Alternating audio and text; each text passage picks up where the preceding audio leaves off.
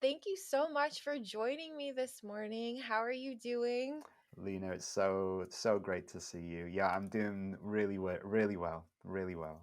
It's such a pleasure to have you on the show, and I'm so excited to talk today about just reclaiming our divinity and stepping back into our highest self and coming home to ourselves. But first, I'd really love to know a little bit about your journey, what brought you to this space that you're in now, and any wisdom that you can offer from your own path Mm. as you have stepped into this beautiful space. Wow, what a great question. I think my journey is similar to most people's in so much as spirituality is the last saloon. Like you try everything else when your life turns Mm, upside down and inside out, yeah, and you think, well, I've tried everything now. Might as well try spirituality. It's the last thing left. yeah. So yeah, my life was not bringing me happiness, were not bringing me happiness. And so I was, to cut a long story short, I was taken by my mom to a Reiki attunement in which I had a very powerful awakening experience that changed my perspective on reality. And then from that moment onwards, there's been, for the last 25 years, an insatiable taste or desire. I think at first maybe to become enlightened, whatever that was. And then Yeah, I think where I'm up to now is just to find how to sustain a level of happiness, peacefulness, and love in my being. I guess that's what I'm where I'm at now with this. Yeah.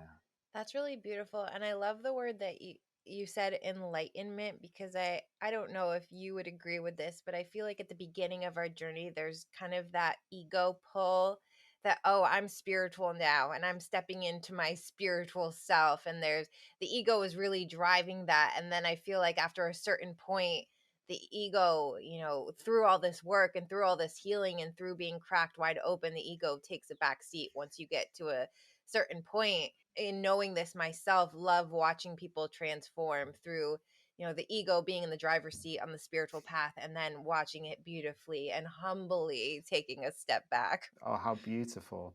I think I've thought a lot about this, and I think it's almost like a necessity.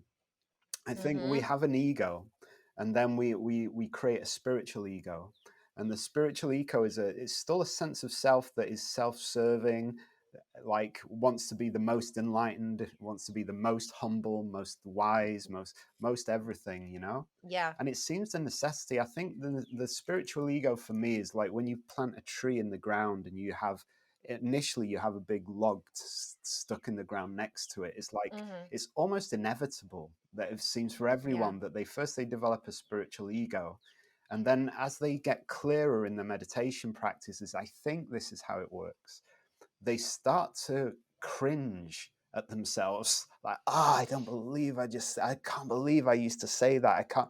And so it gets the Yep. spiritual ego, you start to see how embarrassing it is to be that. So I think then there's a slow letting go of like, oh, how can I be less of that?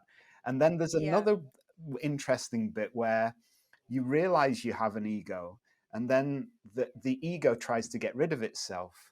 It's like, okay, let's get Mm. rid of the ego, let's overcome it. Because if I get rid of the ego, I'll be the best spiritual person in the world, which is Yes. still the ego.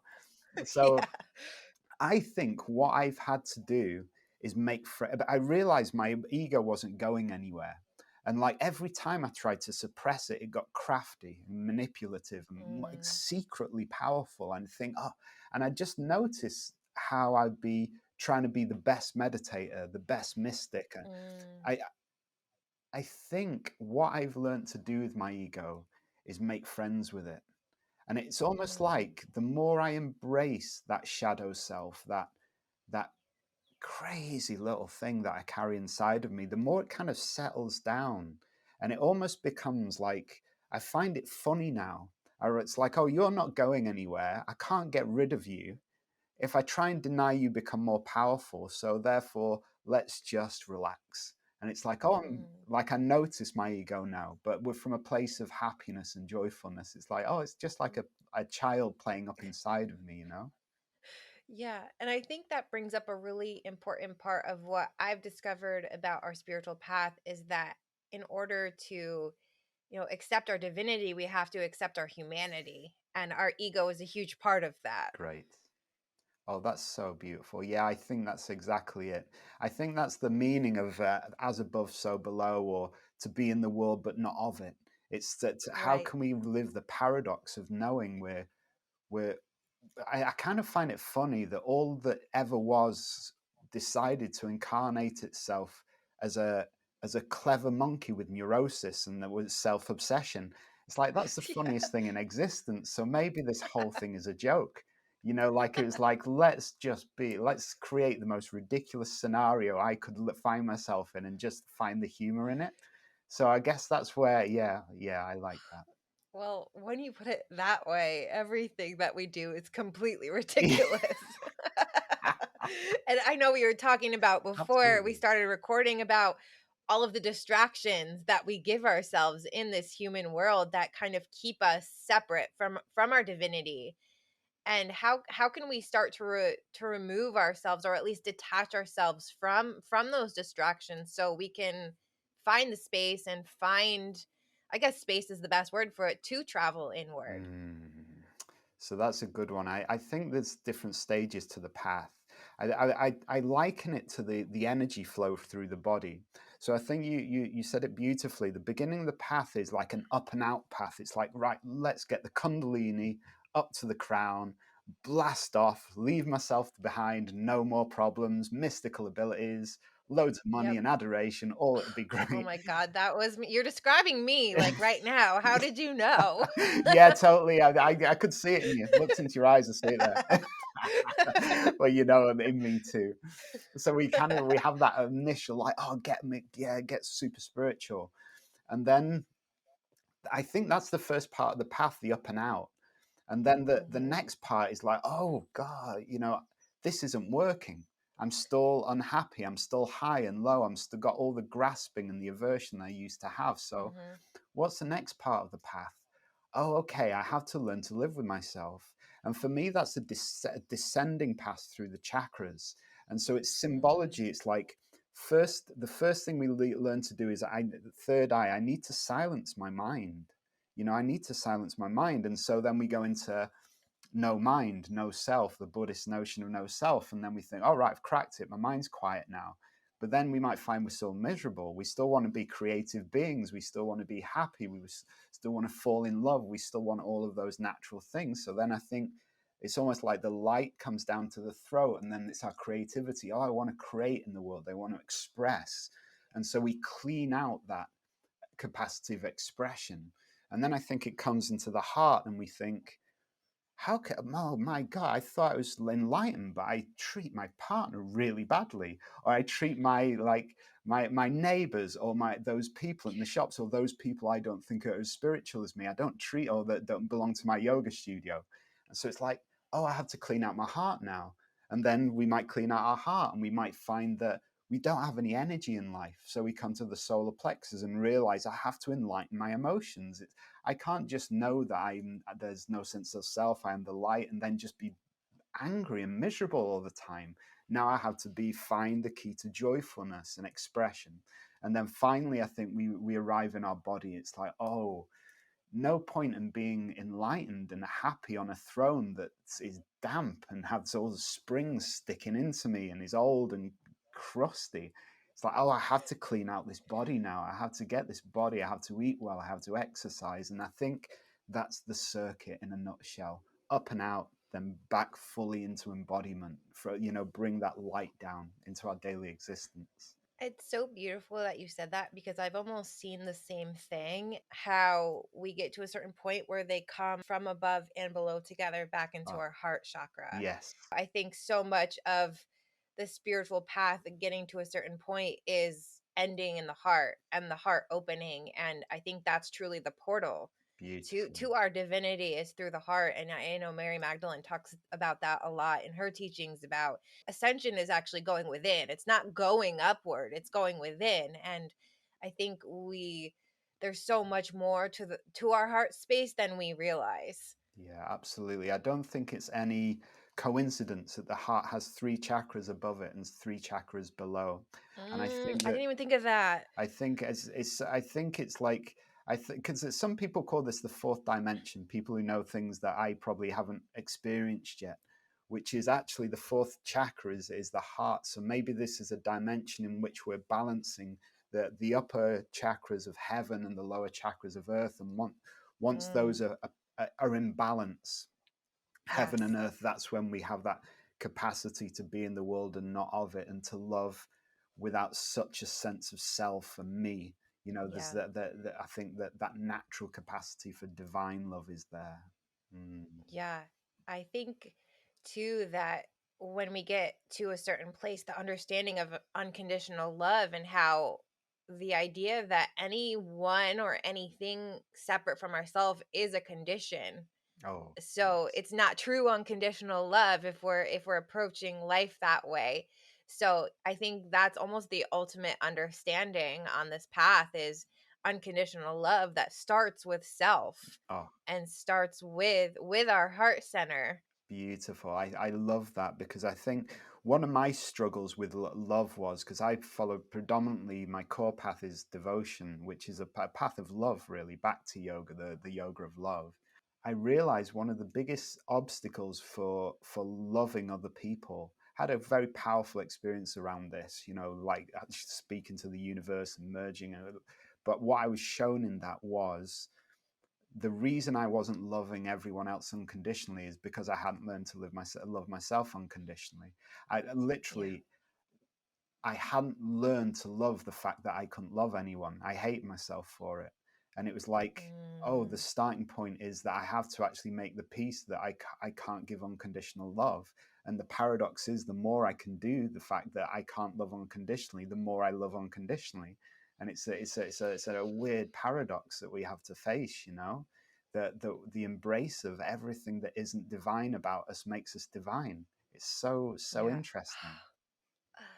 I love so much that you said that because I think we're conditioned into a world that thrives on us being unworthy and us not being enough, and it takes a lot of unlearning when you step into a spiritual space to love the parts of yourself that you've hated or you felt shame for years. And so much of the work is in doing that, of loving the shadows and knowing that they're enough and that exactly what you said, they're what make you divine. And I wish so much that that was a conversation that was had on day one and that was had every day with us growing up, that we knew that even if we see it as a flaw, it's really our greatest strength.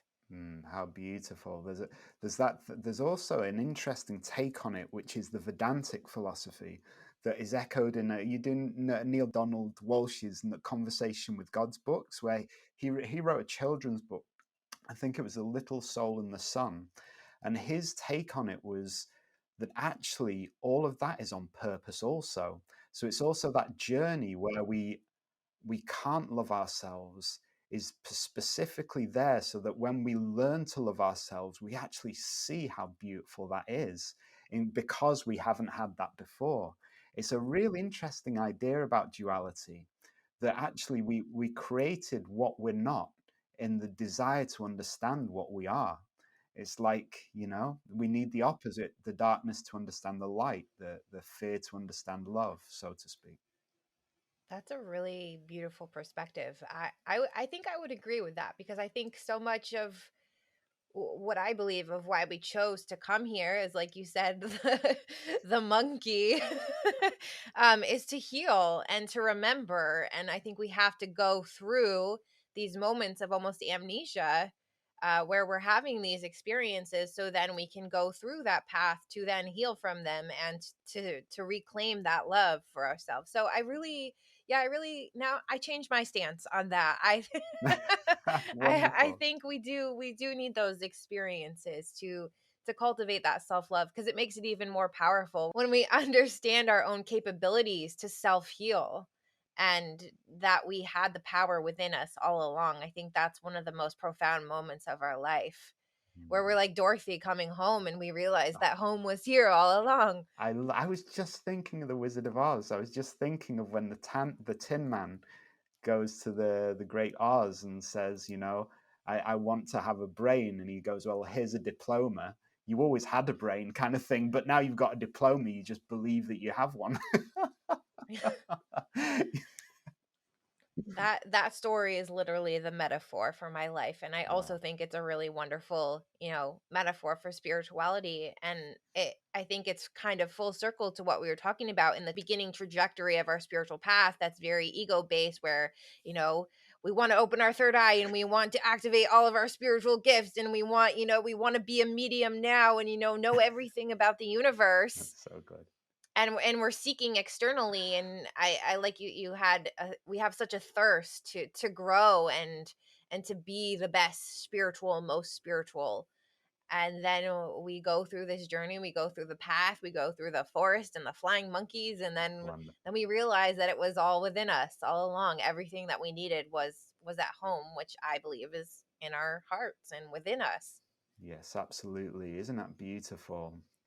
And it's a real conundrum sometimes. It's like one of the Zen sayings is that there's no within.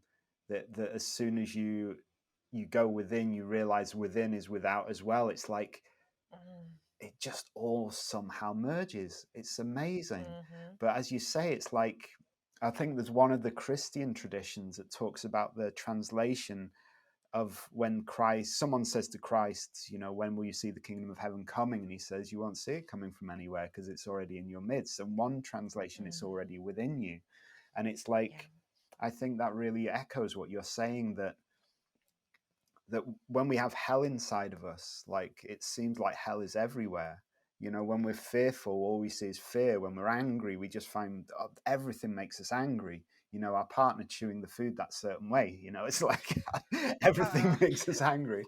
But when we have that, when we turn inside and we do that work and we clear ourselves out and we find that inner light, that stillness, suddenly it's like that projects outwards, and suddenly we're seeing the beauty in other people, even people that other people don't see the beauty, and we start to see mm, that reflection of purity in them. And then the paradox is like Lao Tzu talks about in the Tao Te Ching. He says, you know, when you see the good in people, it brings out the good in people. When you see the bad in people, it brings the bad out in people. So it's almost as you're saying, the more that we find it inside of ourselves, the more we seem to just experience it on the outside more and more naturally, you know?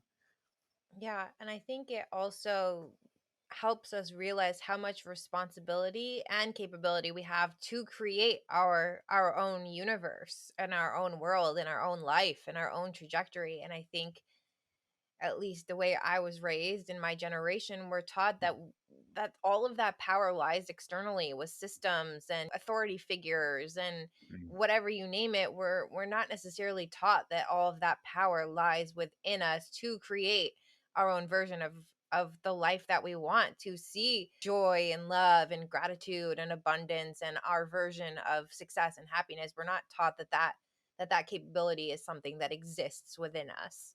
That's so true, isn't it? It's a very strange thing and it's one of the big realizations, and that kind of finds its way in spirituality as well. Because Mhm. I'm starting to create this incredible life for myself, and it's bringing me so much peace and happiness, which in turn brings peace and happiness to everyone else in my life. You know, it's a ripple Mhm. effect. But there was the whole thing of like, you know, you should have no desire, and it was like, okay, I just have to get rid of. And then then it was like, it's really hard, it's so ingrained into us that you can't ask for what you want, or you can't you Mm, mhm. yeah, I'm still exploring that and trying to understand it. So but because as you say, I think we can literally bring heaven to earth, but for Yeah. ourselves and for other people, just through operating for that greatest sense of our being. I think it was Mhm. Plato. Quite a few people have said this in different ways, that they say that where your individual skills meet the needs of the world, that's where you'll find your purpose. You Oh. know, and that's like, oh, you're meant to be incredible at something. You're meant to find your Mhm. thing, your way of changing yourself and your to find your magnificence as an artist, as a singer, as a mystic, as an accountant, as a whatever it is, whatever your thing is, you're meant to come here, find out what that is, and become incredible at it. You know, make an incredible life for yourself through it, and also in doing that, the positive effect that has, if you really do it from that really honoring place of love and compassion and service, it it changes the world in some incredibly beautiful way. And but yeah, it's weird how it's hardwired into us not to believe that we're here to, or that we're powerless and we can't change the world. Yeah, I think that's centuries and centuries of systems and oppressive structures realizing how powerful that the human is when they're fully in their divinity. Because when you're fully in the power of your mind and your body and your energy fields and your intuition, you're unstoppable. I wonder if it's something to do with, because I there's a kind of savior complex I think many have, especially as you start to awaken, that you want to end the suffering and the other beings quite naturally, and maybe we Hmm. don't have the skill set to do that yet. So we want to heal like the sick, and we understandably from a place of compassion. And maybe that's been the issue with Christs and Buddhas and all the if they existed. You know, let's just say that they did exist, Hmm. and let's say that they reached a level of enlightenment or self-awareness that we're all capable of doing. You know, even Christ said, or you're capable of all this and more. You know, but maybe the issue was then we turned, instead of hearing that and taking the responsibility to become the full version of ourselves, maybe that's where the path of devotion can fall down a bit. That, like, oh, the divine is outside of me, and I need to like Neil Donald Walsh says, we project this idea of parent onto it. Like, I need to appease now that idea of divinity. I need to make sacrifices. I need to behave this Mm. way, and I'll get a pat on the head. And if I the ultimate pat on the head from the most divine idea we can have is an eternal heaven. Okay, well, what's the Yeah. worst punishment we could imagine of this parent? Oh, we'll create this endless hell. And it's like, yeah, maybe that's been part of the issue with a lot of this stuff, of creating these divine figures that are just totally inaccessible, we'll never live up to. So we just give up and think, well, I must be bad then. Maybe that's, it's something around that, perhaps, you know? Yeah, because I think there's the Jesus who walked in his time and he tried to remind people that God was inside of them. And Mm, from all that I've read and what I feel into energetically is that he never necessarily wanted to be a savior or a guru, that he just wanted to serve and to remind people of their divinity. And then over time, I think I don't know if it's, the church or people of power who create these saviors mm, who turn to seek their own power or pat on the head, like you said. And that still, keeps people from understanding that that power is within mm. themselves. And isn't it so beautiful when you start to find that power in yourself, that, wow, I actually have a say in my existence. I'm Yes. actually allowed to be happy. I'm allowed to not be so critical and hateful towards it. All this, and it's almost like I see. I used to call it seeing myself through the eyes of my soul. So if there is a place of Mm, divinity which we call unconditional love, and if I am, my journey is to merge with that state of consciousness which is unconditional love, can look at all aspects of me and not be as concerned about half the stuff I am about myself. And so it's mhm. like, when you start, yeah, when we start to discover that, it makes life so much more beautiful. It does. It Mm, changes everything. It changes, for me personally, it's changed the way I've seen my entire life. It changed the way I've seen others, my loved ones. It changed the way I see the way that we exist in the world, and where we're giving our power away, where we're giving our joy away. And I think joy is a huge part of it too, that kind of goes yes, hand in hand with unconditional love. Just this, I think our natural state is to be full of joy and definitely. service and love. And when we're giving this power away to these external, whether it's systems or to an external savior, we're giving all of that away when we have so much power to create joy right here. We have the power to create happiness and love in this moment. We Beautiful. always have that choice. Yes, absolutely. I think that's the Buddhists have it as like the peace comes within, and when they talk about happiness in Buddhism, they talk about that state is in a peace, and then there's a Mm, Christian mystical teaching of those who reside in love, are in God and God in them. That in other words, when we're in those joyful states, when we're in those more loving and peaceful states, we're coming from that operating system that seems to exist without outside of what we could call our conditioned self, everything we've been told to mm, think, told to believe. So yeah, I think this is all pointing back to ourselves, and maybe that's part of the awakening of the world at the moment, that we're seeing that step back towards divinity, which is why yeah. a lot of the structured religions, the churchianity and that kind of Mm, stuff is falling away. Maybe we are on some kind of spiritual evolution at the moment, a kind of a global awakening. I sometimes yeah. wonder, even though the COVID experience has been very, very, it's a wide spectrum. People have had terrible experiences, and people have had very beautiful experiences within the context of that shared communal thing. And from a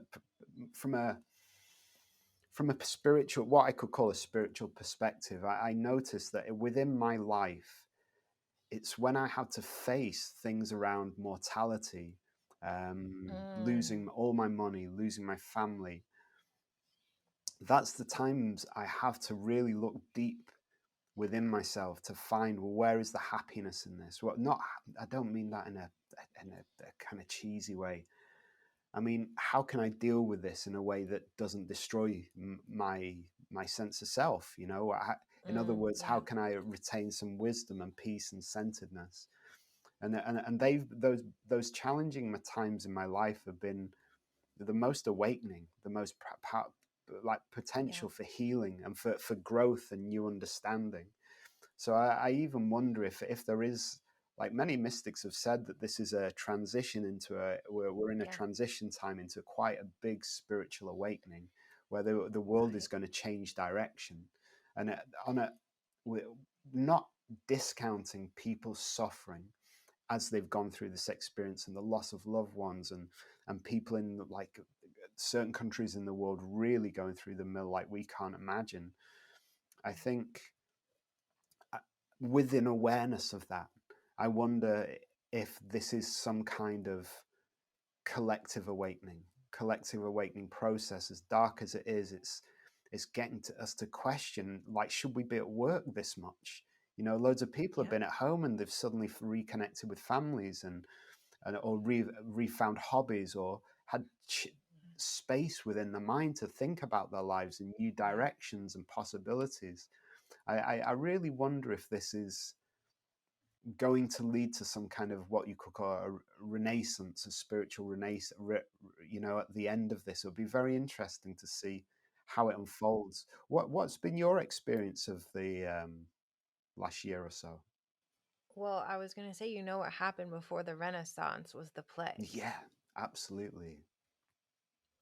So that's what I've always wondered. And I agree too. We're seeing where our systems are broken. We're seeing where we're exerting our energy in ways that aren't serving our highest good, whether it's working too much, not spending enough time with our family, not spending enough time outside, not spending enough time in quiet, reflecting. And it's, for me personally, I have really honored this time. I'm an introvert, so I've when I heard that I didn't have to go anywhere, it was a huge blessing. But I really honored this time to go within, and I've been so fortunate that my husband's a teacher, Mm. so he actually just went back to be in the building, but he was home for a year.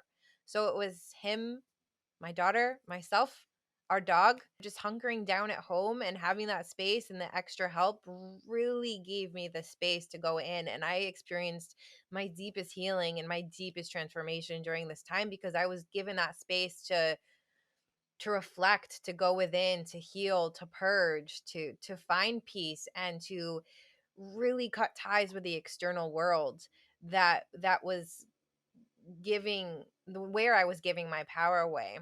Mm, And so much of that for me was the content I was consuming on social media and the news, mindlessly watching TV, not serving my body, not getting outside enough, not honoring the sacred temple of my body. And through this time, I've been able to cut the cord on so much of the consumption of media and digital media, and get outside so much, and really reconnect with Mother Earth, because I think that was the biggest lesson during this pandemic. Is I live in suburbia outside of New York City, and it's not my favorite place.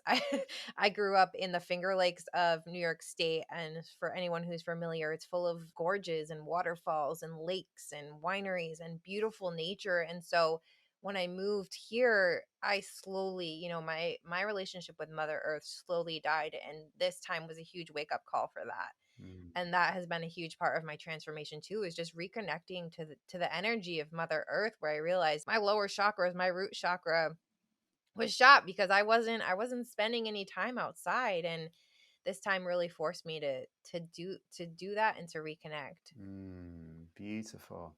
Yeah, I think that's what we're here to do, isn't it? I think I always used to feel that on holiday when I was in sales for a number of years, and when I'd go off, I'd often go off to Scotland at the time, up to the mountains, and it was like everything became clear when I wasn't so stuck in Mm, the rat race and the constant yes. working, the constant cycle of, what you could call, yeah, that consumer society.